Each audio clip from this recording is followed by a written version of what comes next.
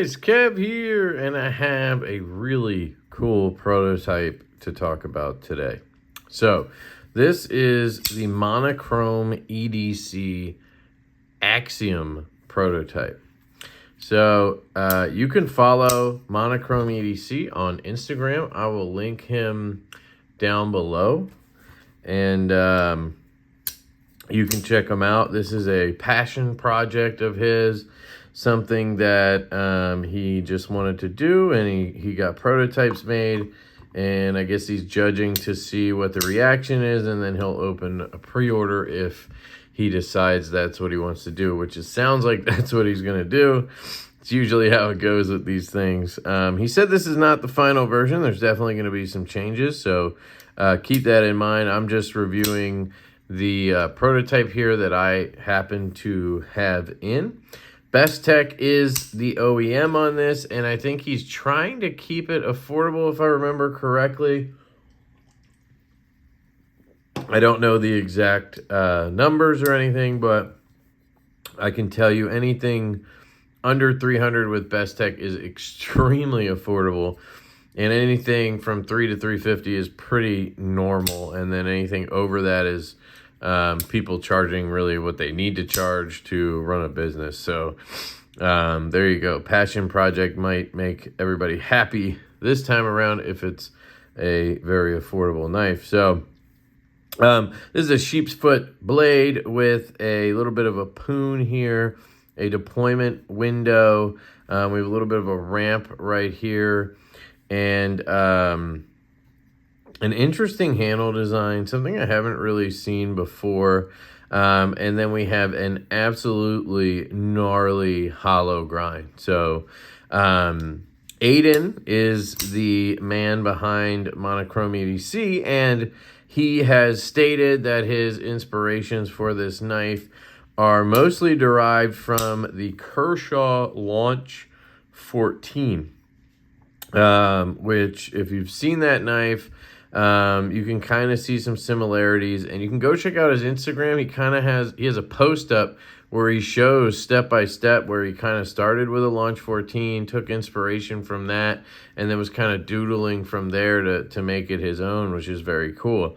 He also is a big fan of the Evo 2.0. I think he says that's his favorite knife.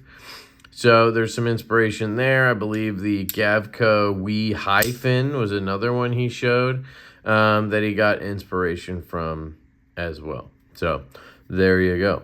The hollow grind is extremely deep. I mean, it is a very, very deep hollow grind, and that is achievable by having a tall blade. So if you have a blade this tall and then you have a hollow on it, it can get really, really thin. You know, the shorter the blade, the less aggressive they can go on the hollow, because they have to be able to get the wheel in there and obviously be able to make it all work, which is physics, obviously. So a tall blade like this, you can get a nice deep hollow grind. Something we could compare this knife to would be the Divo Knives Stout V2. This is my design right here with Colin Mason Pierre. And you can see size-wise, it is a much bigger knife, right? They do share some similarities. It's kind of like a toned down, the Stout is sort of a toned down version of the Axiom blade, right? You bring this window down a little bit, the poon is not as pronounced, and then you have more of a beak going on the sheep's foot, where this is more of an aggressive angled Warncliffe, right?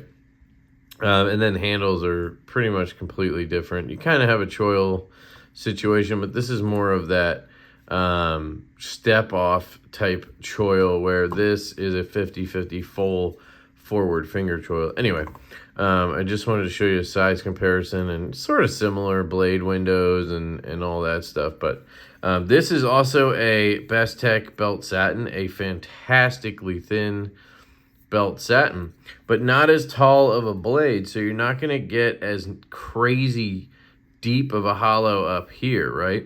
It still comes down to a stupid thin edge. They're probably similar when it comes to behind the edge thickness, but This one just starts probably with thicker stock. Yeah, you can see it starts with thicker stock, and then they end up coming down to a similar behind the edge thickness. There's a nice comparison on the blades and the handles. So very cool.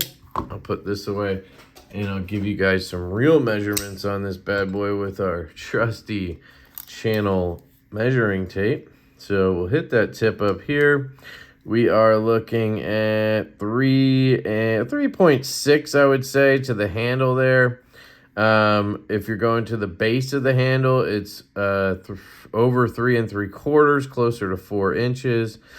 And if you're looking at cutting edge, we're looking at just about 3 1/4 inches on cutting edge. Overall, 8 1/4 inches. All right. So there is your measurements. You can also measure, this is going to be the height of the blade. And it is 1.5 inches, a little over 1.5 inches at its tallest point on the blade.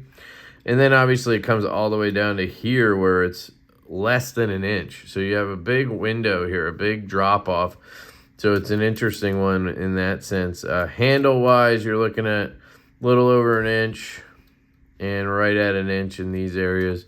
Back here, you know, almost 3/4 of 1 inch, something like that. Thickness on this guy, I do have calipers. I could just whip old caliper out, but let's just see if we can get a handle on it. I'm gonna get the calipers for this. So we'll zero these bad boys out. Careful here. 1/2 inch, little over 1/2 inch, little under 1/2 inch. So you're looking at about 1/2 inch on the handle. It feels great. It does have what seems to be a little bit of contouring, or maybe because it has this drop off on the sides, it gives it a contoured feel. So it doesn't feel blocky at all or anything like that. I'd say the ergonomics are pretty good. I will admit, for my hand, they kind of fall a little bit in a weird place. If I hold it back here, my thumb, I kind of have to force into this ramp. That's the downside to having a big old hump here, right? My thumb wants to land right here. This would be the perfect spot for it. I'll give you an example. If I whip out ye old stout here, if I hold it in this back grip, my thumb lands right on that jimping right there. But let's say I had a larger hand. Maybe my thumb would land up here, but then I'm in this pocket. There's no hump that's kind of, you know, giving me a little bit of a pokey on the thumb. Now, you can just make sure you slide back, and then you have that hump to where you can put pressure down to keep yourself in that grip, and you can push through cuts that way, and you're just pushing into that jimping. So that works, right? I'm just saying naturally pick it up, thumb lands right on that hump, on that point here. And that's just my hand. Now, if I choke up, I go into this sort of choil, right? It's not necessarily a finger choil because some people are going to have fatter fingers. This has a full forward finger choil, so pretty much anybody's finger is going to rest in there and feel comfortable. What this compares to is something like the F5.5, where it's not really a finger choil, it's sort of a choil, right? And for most of us, we just use it as a choil, and it's comfortable, and it locks us in, right? And this is the same way. It's no different. And this feels really comfortable for me. I honestly kind of wish there was some jimping in here. I'll get you another example of something here. If you look at the Kaiser, the new Kaiser Doberman, shout out to O.Show. And it's his design. When I choke up here, look where he put that jimping. Right in the swoop. And man, does that just feel so good in your hand. So if you did that here, put some jimping in here, I think that would really lock you in. You could even just put it like right here, kind of like Vox style. Now, I don't know his feelings on jimping or anything, but he's got some back here and it's nice and aggressive. So I think up here would be comfortable. Now, it is very comfortable as is. So it's not like it needs to be there, but I just wanted to kind of throw that out there. So this would be my grip right here. I'd be locked in on this grip, and that's how I would always hold it, because I don't necessarily love this grip, but I did get kind of used to it, and it's fine. One other thing in that back grip that I don't love is I'm just one of those people, I'm weird, where when a knife handle is thicker here and tapers and gets thinner and thinner as it goes back, it's kind of like a fighting knife thing for some reason. I just don't like how that feels ergonomically in my hand, and I feel like somebody could just easily yank it out of your hand because it's getting thinner and thinner, not staying the same or getting wider where you're going to get locked in, you know? That's a weird thing just for me, a personal thing, but yeah, it feels fine, and then up here it feels great. So I like that. I like the sterile look. Obviously, Axiom Proto is not going to be there. I don't know if he's going to just put Axiom there. That would be fine. Obviously, I prefer completely sterile, but, you know, like just throw an Axiom right in here or something. That's what I would love, but doesn't matter either way. Again, hollow is fantastic. I do wonder, you can see, oh, he did. Okay, so you can see you have horizontal flats, right? So all of those are horizontal sort of hand satins, and then this is the belt satin. And I do wonder aesthetically how it would look if this was also horizontal. I feel like it might blend a little bit better. I don't know. To me, it's a little odd that this has the vertical lines. It looks beautiful either way. I'm just throwing it out there. It might be cool if this whole area was horizontal flats. But maybe he was doing that to be a little different because everything does that, you know. I love the blade stops. Absolutely awesome.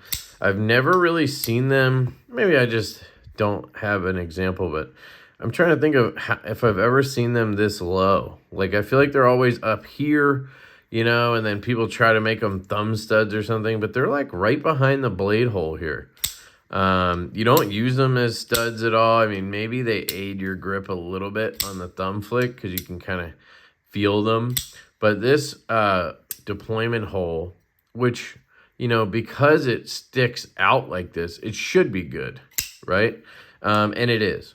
Best Tech did an amazing job. Best Tech is doing a really good job with these types of knives and their detents. They're just really getting it right to where it's not falling and chopping fingers off Evo style, but it's so smooth and buttery that it just feels amazing.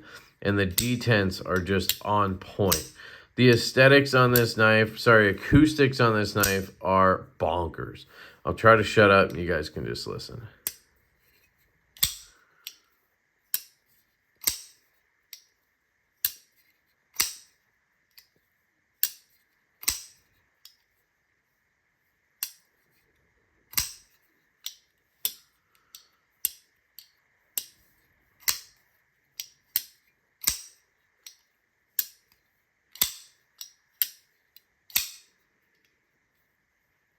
I think you get the point. It's fantastic.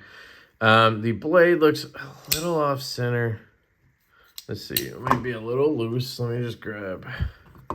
Looks like we're rocking T8s all around on this guy. Yeah, it was a little loose. Dead nuts. Probably for me just flicking the shit out of it. Listen to that. That ting, that looks gorgeous right there. No need for a notch or anything weird. Tip is nice and tucked away. Pretty sure we're going to be rocking T8s. T8s. Obviously T8. T8 on the lock bar insert. T8 right there. Good to go. Very, very cool. Yeah, like I said, I love the stops there. That's really cool. Is there another stop pin? No. So those are the stop pin, external stops, but that's part of why it has that amazing sound, because it's clanking these guys into these two spots. I mean, you can see the notch. It's literally busting a notch in. It's leaving a mark, that's for sure. Listen to that.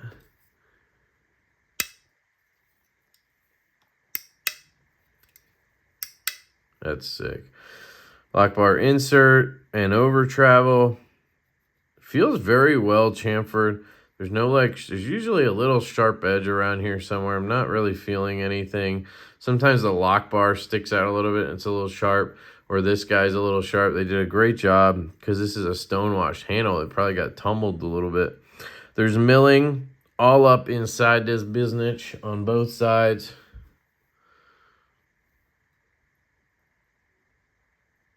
Wherever he could get it, he got it. Very, very nice. I don't know the other colorways, if any, but I'm sure they're cool. The clip, I carried this today. So I didn't carry it a whole lot. I'm heading out to Blade West on Wednesday. Today's Monday for me. And I don't want to keep some of these prototypes around that long. So I'm going to try to get these videos done tonight and ship them out tomorrow. So, I've only had this for a couple days. But, I'm just giving my sort of opinion and take on the design and finish and everything. This is not a production knife anyway. So external relief cut, that's something, if possible, I would see if you could tuck that inside. A lot of people would appreciate that relief cut on the inside. I think that would look very cool as well. But the clip worked fantastic. It was the perfect tension. It felt great going in the pocket, coming out of the pocket. It rode in the pocket fantastically, so I love that. The blade does stick out quite a bit. So that was something I noticed in pocket. Obviously, you have a very tall handle, right? I don't know if we looked at it in this sense when I was measuring here. So you're looking at 1 3/4-ish, a little bit less than 1 3/4 there. Here you're looking at 1.5 inches. So, I mean, you got a good bit. It's kind of like a pair of 3, I guess, would be a good example. Here's a PM2. Let's see. Here's a PM2. So let's measure that up. See where we're at on the pair of 2. Yeah, on the pair of 2, we're right at a little over 1.5. So it's a little taller than that in some parts. But, not too many people complain about a pair of 2 or PM2. Again, let me grab the stout here and see where we're at on this. I'm only comparing it because I do think it has some aesthetic similarities. I don't really think he took any inspiration from it. But I just think they came out to look semi-similar. So since it's my design, it's just on my mind. I just want to grab it. This guy is 1.5 here. Yeah, 1.5 there. So that's more like the PM2. And then this guy's just going to have that little extra hump that gives you that kind of 1/4 of an inch difference. Just found this random screw here. I don't know what that would be from. My kid was in here. Man. It's not from this knife, so I know that. Yeah, backspacer's nice. It's a very cool knife, guys. I'm just excited about it. And I want him to do a mini version, and then I will definitely buy one, the mini Axiom. I might buy one anyway just to support him because he's a good dude. But I don't think the size ultimately is for me. It's just on that larger side. And I just know at this point that I don't carry those knives. Biggest knife currently that I own and carry regularly is my Sweeney. And it just feels like a much smaller knife. I know it's not, but even this is smaller than that. But obviously the form factor overall just is going to be a lot different. Right? But this is, 3.5 inches. Probably the only 3.5 inch knife that I own and carry. So just to put it in perspective, those of you who like that kind of stuff are going to love this. Can fit my finger in here, but I can feel the blade. But I really would have to dig in. I mean, you can see the gap there. You'd be trying to do it if you cut yourself. So yeah, overall, it's awesome. Fantastic prototype. Amazing first step in the absolutely amazing direction that he's going. I wish him the best. anything I can do to help, you know, push this forward for you, Aiden, please let me know. You have my support. Proud of you, man. This is really cool, and I'm happy for you, truly. Couple other things I didn't think about until right now. Detent. So the detent is nice and early. So you'll see there, that's where it breaks. Right? That's where it breaks. It's on the ball there. So when you're, what does that mean? So when you're disengaging, right, you push that lock bar out of the way. Hold on. I don't know what I was doing there. You push that lock bar out of the way and the blade swings down. It passes that detent before you ever really even think about it, right? I think it's because I tightened it. I was used to it the way it was. It was just free falling. But you can see there, it passes the detent and you shake it out of the way. It's just set up with that choil and everything that you're not stopping like right here and going, oh my God, I'm stuck on the detent. Left-handed as well. You clear that so early that you just go like this and then you swing it down. Some knives, you get stuck on it and then you're like, and then it pops up and it's just annoying. So I always like to point it out. This is a nice early detent. We didn't really talk about the action, I guess. The thumb flick is fantastic. You really just get to bang it off that thumb hole. Sorry. It does a great job, I think, being such a tall window. Obviously, the reverse flick's where it's at with this. Now, left-handed, obviously, it's not going to be as good. You have a frame lock. You do have the pressure issue here. So you have to hold it low and fire it, and you can fire it, at least on this example. But I was just thumb flicking this bad boy left-handed. I was slow rolling it, and it feels great. So it would be cool if he did a lefty version. A lot of people are doing that now with Best Tech runs because their minimum's 50 for lefties. So they'll really help people out, and it's kind of cool to do that for the community. I can flick it by just putting my thumb on the pivot, and then I can flick it. So it is possible. Disengaging, it's easy. Lock bar access. That is one thing I would maybe tweak slightly.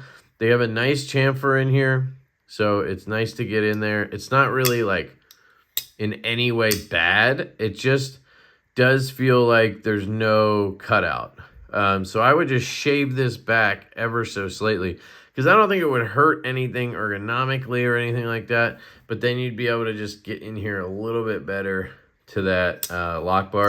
But honestly, it's not like an issue. It's just something I would prefer to have. Again, I'll grab the stout. Prefer to have just a little more cutout here.